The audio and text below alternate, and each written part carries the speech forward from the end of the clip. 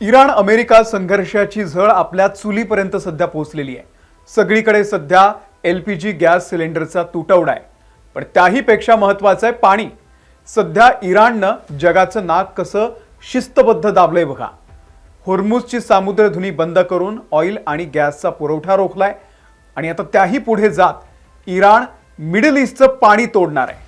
लक्षात घ्या, एक इराण, त्याच्या आजूबाजूचे सगळे देश त्याला ठोकतायत आणि इराण एकटा अमेरिका इस्रायल सारख्या महासत्तांशी खंबीरपणे लढतोय।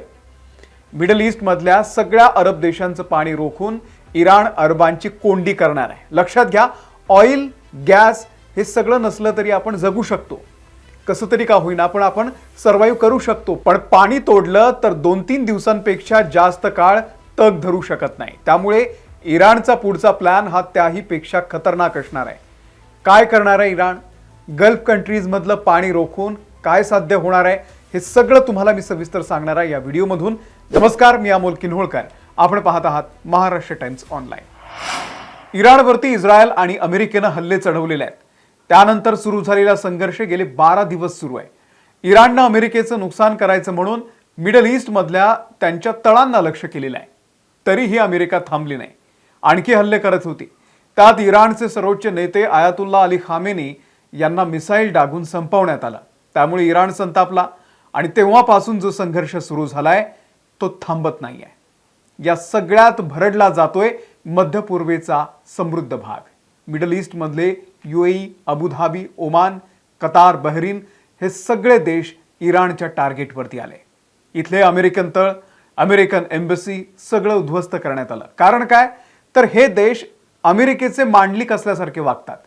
या देशातल्या समुद्र किनाऱ्यांवरती अमेरिकेला लष्करी तळ उभारायला देतात आणि अमेरिका तिथून आपल्या मिसाईल्सची तोंड इराणकडे करून त्यांना धमकी देतो। त्यामुळे इराणनं सगळ्यात पहिल्यांदा कोणाला ठोकलं तर या अरबांना ठोकलंय, अरब देशांना ठोकलंय।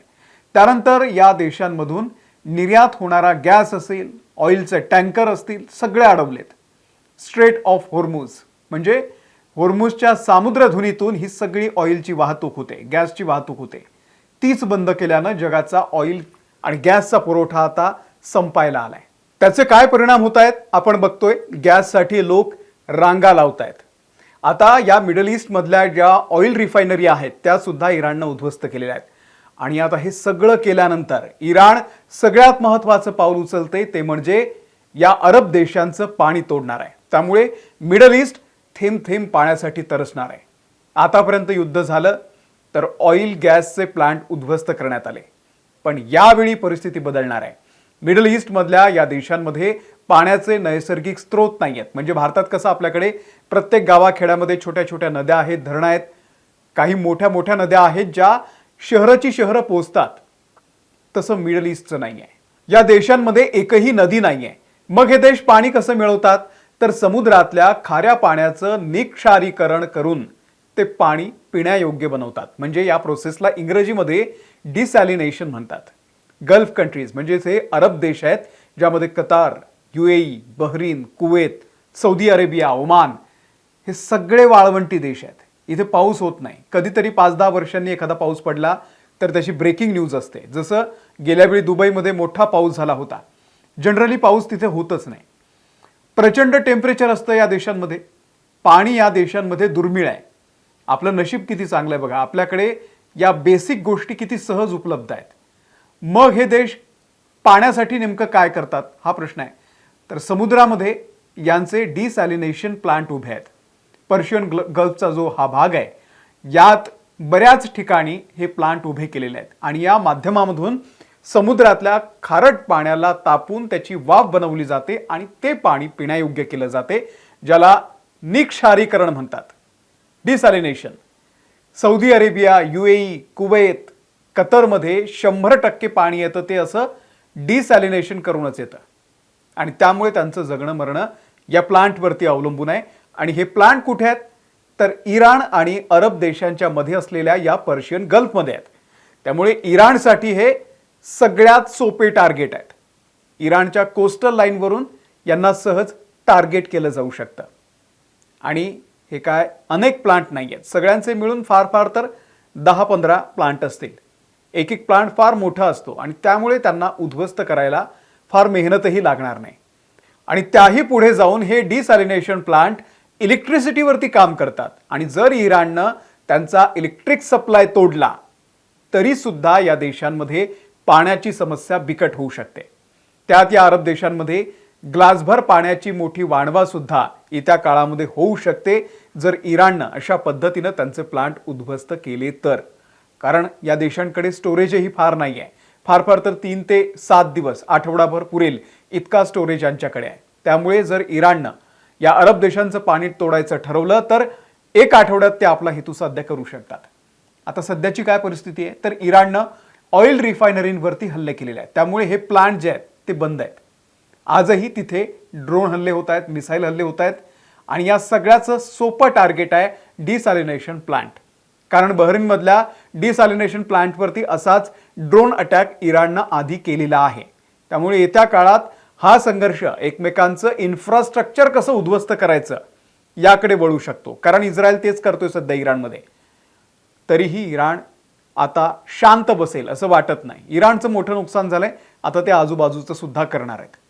आता तुम्ही एक लक्षात घेतलं पाहिजे, ऑइल शॉर्टेज असेल तर इकॉनॉमीवरती परिणाम होतो.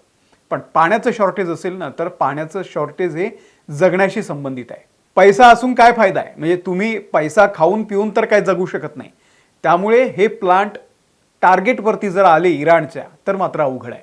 आणि 2-3 दिवसातच पिण्याच्या पाण्याची मोठी समस्या त्या ठिकाणी जाणवू शकते. लोकांच्या घरापासून हॉटेल इंडस्ट्री ते हॉस्पिटल सगळीकडे याचे भीषण परिणाम सुद्धा जाणवू शकतात. इंडस्ट्री शटडाऊन होऊ शकते. लोक पाणी स्टोअर करतील, जसं आपल्याकडे सध्या गॅस घ्यायला लागले आहेत. घरात 2-2 सिलेंडर पडलेले आहेत तरी लोक जाऊन आणखी एक आपल्याकडे असावा म्हणून त्या ठिकाणी जाऊन आणखी एक सिलेंडर घेऊन येतोय. हा मानवी स्वभाव आहे. तिथेही पाण्याचं स्टोरेज असंच करून ठेवतील लोक आणि त्यामुळे आणखी ही समस्या वाढू शकेल. आणखी एक गोष्ट आपण समजून घ्या की हा जो पर्शियन गल्फ आहे तो या होर्मुझच्या सामुद्रधुनीच्या जवळ आहे. या भागामध्ये मोठ्या प्रमाणावरती ऑइल टँकरची वाहतूक होत असते. जर यातल्या एकाही टँकरला उडवलं तर त्यातून जी ऑइल गळती होईल ते या पाण्यामध्ये पूर्णतः मिसळेल आणि ते पाणी अशुद्ध करेल. आणि जर पाण्याच्या वर तेलाचा तरंग आला तर कितीही डिसॅलिनेशन प्लांट असू द्या, त्या तेल मिसळलेल्या पाण्याला ते पिण्यायोग्य बनवू शकत नाही. त्यामुळे इराणचा एक वार मिडल ईस्ट मधलं पाणी तोडू शकतो. सध्या ज्या पद्धतीनं संघर्ष सुरू आहे, इराण मागे हटणार नाहीये आणि अमेरिकेला आपला इगो सांभाळायचा आहे. त्यात आखाती देशांची सध्या वाट लागतीये. त्यामुळे जी चर्चा आपण मिडल ईस्ट आणि जिओ पॉलिटिक्सची करत असतो ती फक्त तेल आणि गॅस पुरती यापुढे करता कामा नये. त्याही पेक्षा पाण्यासाठी हा संघर्ष आणखी भडकू शकतो आणि जर तसं झालं तर मिडल ईस्ट मधल्या देशांवरती लवकरच पाण्याचं संकट येऊ शकतं. तुम्हाला या सगळ्याबद्दल नेमकं काय वाटतंय आम्हाला कमेंट करून नक्की सांगा. व्हिडिओ इतरांना शेअर करा. महाराष्ट्र टाइम्सच्या चॅनलला सबस्क्राईब करा. फेसबुक आणि इन्स्टावरती आम्हाला फॉलो करा. धन्यवाद.